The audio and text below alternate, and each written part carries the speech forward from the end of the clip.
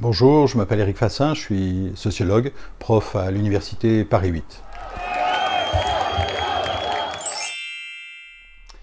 Alors demain, ça va faire 15 jours qu'un groupe d'exilés occupe les locaux de l'université de Paris 8 où vous enseignez pour protester contre le projet de loi Asile et Immigration. Vous soutenez cette mobilisation? Elle en est où cette mobilisation justement, Éric Fassin? C'est forcément compliqué parce que c'est une occupation non pas de Paris 8, mais de salles à Paris 8, donc ça pose des problèmes d'organisation. Mais en même temps, ça soulève quelque chose d'intéressant, c'est-à-dire que ça nous amène à discuter au sein de l'université de ce qu'on fait, au-delà du fait que beaucoup de gens, bien sûr, sont tout à fait contre en particulier le projet de loi Asile et Immigration et le traitement qui est fait aux migrants, aux réfugiés, etc. Mais ça pose une question, c'est « et nous ?» Dans quelle mesure ce qui se passe nous concerne-t-il? Est-ce qu'on peut se dire, finalement, l'université n'est pas faite pour gérer ces problèmes, puisque ça dépend de l'État? Est-ce que c'est encore possible? Est-ce qu'aujourd'hui, on peut encore dire, ça ne me concerne pas? Est-ce qu'on peut encore dire que ça va se régler ailleurs? On sait bien que ça ne va pas se régler ailleurs. On sait bien que ça n'ira pas mieux si on ne s'en mêle pas. Donc aujourd'hui, je crois que les universités, pas simplement mon université, l'université Paris 8, mais les universités sont interpellées. Il y a une génération, on pouvait s'attendre à ce que les migrants qui étaient pourchassés se réfugient dans des églises. Aujourd'hui, ils se réfugient dans des universités. C'est bien sûr quelque chose qui nous complique la vie, mais c'est aussi une opportunité. C'est une opportunité de prendre au sérieux à quoi ça sert les universités. Les universités, eh bien, ce n'est pas simplement des lieux où on étudie, c'est des lieux où on réfléchit au monde dans lequel on vit. C'est particulièrement vrai quand on enseigne à l'université Paris 8, et c'est particulièrement vrai cette année, puisque c'est le cinquantenaire de la création de l'université Paris 8, qui était d'abord à Vincennes et qui est aujourd'hui à Saint-Denis. Sur les banderoles du groupe des étudiants et aussi des exilés, évidemment, on peut lire un toit et des sans-papiers et des papiers pour tous. C'est ce que vous revendiquez aussi, Éric Fassin? Moi, ce que je revendique, c'est deux choses. D'une part, je revendique, comme beaucoup de citoyens, qu'on change de politique d'immigration. Mais d'autre part, je suis universitaire et donc dans mon université, je revendique que nous soutenions les demandes des réfugiés, des exilés et de leur soutien. C'est-à-dire que malgré les difficultés que cela peut susciter d'un point de vue d'organisation des enseignements, eh bien que nous essayons de trouver des solutions pour que le débat ne soit pas comment on fait avec les salles, mais qu'est-ce qui se passe aujourd'hui en France. Vous trouvez aujourd'hui justement que la gauche est au rendez-vous de ce combat? Elle est dans le combat à l'université aujourd'hui? Vous avez des soutiens à gauche? Il y a dans l'université un certain nombre de gens qui sont plus réticents par rapport à la présence des exilés. Il y en a d'autres qui sont davantage, malgré les difficultés, favorables à trouver des solutions. Donc il y a une division politique. Et je crois que ça c'est une bonne chose. C'est-à-dire que nous redécouvrons que ces questions sont des questions politique. Depuis des années, ce qu'on nous explique, c'est qu'il n'y a pas de politique, qu'au fond, c'est juste la gestion d'un problème. Là, les exilés et leurs soutiens qui viennent à Paris 8 nous obligent à la première personne à nous dire qu'est-ce qu'on fait politiquement face à cette situation que nous n'avons pas choisie et que probablement nous n'aurions pas choisie si on nous avait demandé notre avis. Nous sommes interpellés. Nous ne pouvons pas nous contenter ni de belles déclarations, qui ne coûtent rien, ni d'indifférence, parce que c'est là, c'est chez nous, c'est sur notre lieu de travail. J'y serai tout à l'heure, et tout à l'heure, il y aura des réfugiés qui viendront dans mon cours, qui sera consacré à l'expression de toute la misère du monde. Je vous parlais des partis politiques, et notamment des partis politiques de gauche. Je vous demandais si vous les trouviez suffisamment mobilisés. Il n'y a pas comme un malaise sur le sujet réfugiés, sur les sujets migrants, sur la question de l'accueil, sur la question de la régularisation? Il y a bien sûr un malaise, et c'est un malaise qui est lié au fait que lorsqu'il y a eu des gouvernements qui étaient censés être de gauche, eh bien ils ont mené la même politique que les gouvernements qui sont censés être de droite, ou bien que celui d'Édouard Philippe qui est censé n'être ni de gauche ni de droite, ou les deux à la fois.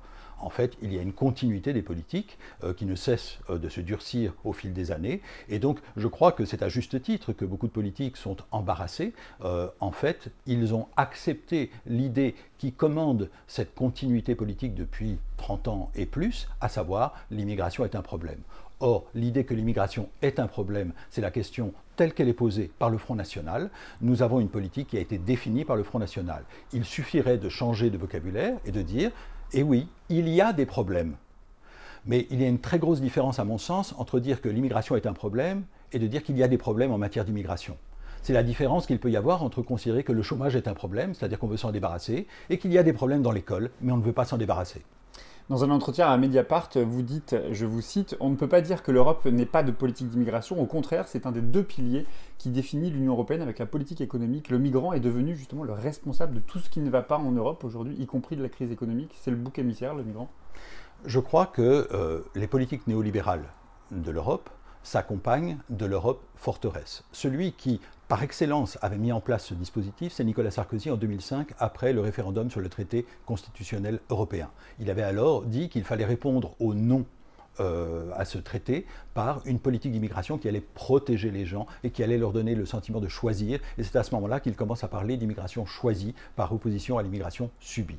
Autrement dit, depuis au moins 2005, l'Europe s'est ralliée à cette vision du monde, à savoir, certes, nous n'allons pas changer de politique économique, mais au moins, nous allons vous garantir des frontières, nous allons essayer de renforcer l'identité nationale. Et en ce sens-là, le néolibéralisme européen aujourd'hui fait le jeu de l'extrême droite qu'il revendique pourtant de combattre. Et pourtant, vous diriez que la réponse à la crise migratoire, elle se situe à l'échelle européenne ? Je pense en tout cas qu'il y a une politique européenne et que cette politique européenne, on a bien vu qu'elle était ébranlée au moment de ce qu'on a appelé la crise des réfugiés en 2015, lorsque l'Allemagne a fait un choix différent. Bien sûr, on peut critiquer la politique d'Angela Merkel qui distinguait en quelque sorte les bons réfugiés venus de Syrie des mauvais migrants venus d'Afrique noire par exemple. On peut toujours, à juste titre, critiquer cette politique. Néanmoins, elle faisait entrevoir qu'une autre politique néolibérale, bien sûr, mais qu'une autre politique d'immigration était possible. Autrement dit, elle a fait entrevoir que on peut non pas accueillir toute la misère du monde, mais qu'on a intérêt à accueillir des migrants parce que ça n'est pas la misère du monde. Elle a donc fait entrevoir une autre logique. Il ne s'agit pas de se prendre d'amour éperdu pour Angela Merkel, mais de voir qu'elle nous a montré qu'il y a une alternative en matière de politique d'immigration. Et ce que ne fait pas la gauche. Certains y voient une des raisons de la montée de l'extrême droite en Europe, notamment en Allemagne ces derniers temps. Je crois qu'il y a, de ce point de vue, deux lectures possibles. Soit on considère que pour contrer l'extrême droite, il faut faire une politique qui ne déplaise pas à l'extrême droite, soit on considère que pour contrer l'extrême droite, il faut faire une politique qui soit différente de celle de l'extrême droite. Vous l'aurez compris, je me rallie à la deuxième option, et en particulier, cela me paraît indispensable pour la gauche. Croire qu'on va apaiser l'extrême droite en entrant dans sa logique, c'est, à mon sens, se fourvoyer complètement. Un autre sujet qui clive à gauche, l'islam. Emmanuel Macron veut réformer l'islam de France. Il veut notamment en finir avec les financements des pays étrangers. On parle d'une taxe sur le halal, du financement du culte ou même de la formation des imams. Il a raison. L'idée d'organiser l'islam n'est pas nouvelle. C'était déjà le projet de Nicolas Sarkozy. Et on voit les résultats.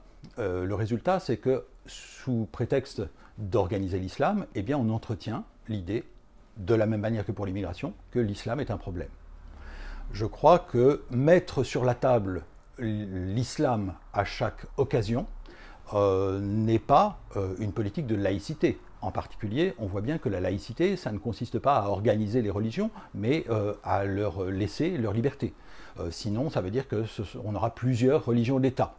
Je crois que donc cette politique ne prétend pas résoudre un problème, elle prétend le mettre en scène. Et je crois que c'est le cas sur la plupart des sujets aujourd'hui. Nous avons cru collectivement que Emmanuel Macron allait être un président néolibéral, c'est bien le cas, mais nous avons pensé qu'il allait être aussi un président libéral en matière de droit. Ça n'est pas le cas. Qu'il s'agisse de police, qu'il s'agisse d'immigration, qu'il s'agisse d'islam aujourd'hui, nous nous apercevons que le libéralisme n'était pas, le libéralisme politique, c'est-à-dire les droits et les libertés, ne fait pas partie de son programme. En juin prochain, j'ai lu que vous participerez à un colloque sur l'islamophobie dans les médias. C'est l'un des principaux enjeux, selon vous, la représentation de l'islam dans les médias? Je crois que les médias ne sont pas seuls en cause, et en particulier les politiques jouent un rôle très important. Néanmoins, la question de la représentation, pour moi, est la question politique par excellence. La représentation dans un double sens. Qu'est-ce qu'on raconte sur les musulmans? Mais aussi, est-ce que les musulmans ont la parole? C'est-à-dire, est-ce qu'ils sont représentés? Non pas forcément représentés en tant que musulmans, mais est-ce qu'ils sont représentés? C'est vrai pour toutes les minorités dans notre pays. Est-ce qu'elles ont droit à la parole? Je m'intéresse en particulier à la notion de contre-public. Les contre-publics, eh bien, c'est ceux qui, dans l'espace public, font entendre autre chose. C'est vrai pour les minorités, que ce soit les minorités sexuelles, que ce soit les minorités raciales, que ce soit les minorités religieuses, eh bien, c'est faire entendre autre chose. Je crois donc qu'aujourd'hui, la question qui se pose, c'est de savoir, est-ce que tout le monde a la parole, ou bien est-ce qu'il y a des gens qui sont simplement un objet de parole? Je crois que ce qui vient de se passer autour de l'émission The Voice est en quelque sorte un reflet de tout cela. Il y a des gens dont on parle, mais qui n'ont pas la parole. Et je crois qu'il faut que ça change. Alors justement, j'allais vous interroger sur la parole de cette ancienne sage, dit-on, du Conseil supérieur de l'audiovisuel. Je pense à Françoise Laborde, qui est proche du printemps républicain et qui s'agite sur les réseaux sociaux avec parfois des présupposés racistes, comme l'avait dénoncé d'ailleurs Karim Rissouli. Qu'est-ce que ça vous inspire ? Je viens de publier un texte qui porte précisément sur la contestation de l'espace public par ses contre-publics. Et les contre-publics, ce ne sont pas seulement les minorités, c'est aussi la fachosphère, c'est aussi les alliés de la fachosphère, c'est aussi, par exemple, la cathosphère. Bref, il y a toutes sortes de contre-publics qui se font entendre. Je crois qu'aujourd'hui, il y a une porosité entre l'espace public légitime, c'est-à-dire le monde, le 20h, et des contre-espaces qui peuvent passer par les réseaux sociaux. Et dans ces contre-espaces publics, ces contre-publics, eh bien, il y a le meilleur et le pire. Je crois que ce qui se passe aujourd'hui, cette agitation pour interdire systématiquement des événements tels que ce colloque dont on a failli annuler l'organisation sur l'intersectionnalité, tel que ce colloque sur l'islamophobie qui avait été annulé, tel que le colloque auquel je vais participer et qui n'a pas islamophobie dans son titre, parce qu'il a paru plus prudent pour éviter des attaques de supprimer ce mot. Je crois qu'aujourd'hui, il y a une intimidation par la fachosphère et ses alliés, et on doit se demander pourquoi une petite minorité agissante est aussi puissante. On doit y réfléchir, surtout lorsqu'on n'est pas d'accord, parce qu'à ce moment-là, on doit se dire, mais pourquoi nous qui sommes une minorité, ne sommes-nous pas plus agissants? Pourquoi ne sommes-nous pas plus efficaces? Comment se fait-il que se fasse entendre aujourd'hui de manière disproportionnée la fachosphère avec ses alliés, et que ceux qui, et j'en fais partie, essaient de faire entendre autre chose, n'arrivent pas à se faire entendre? C'est à cela, je crois, qu'il faut réfléchir. Pourquoi autant d'audience pour la fachosphère et ses amis?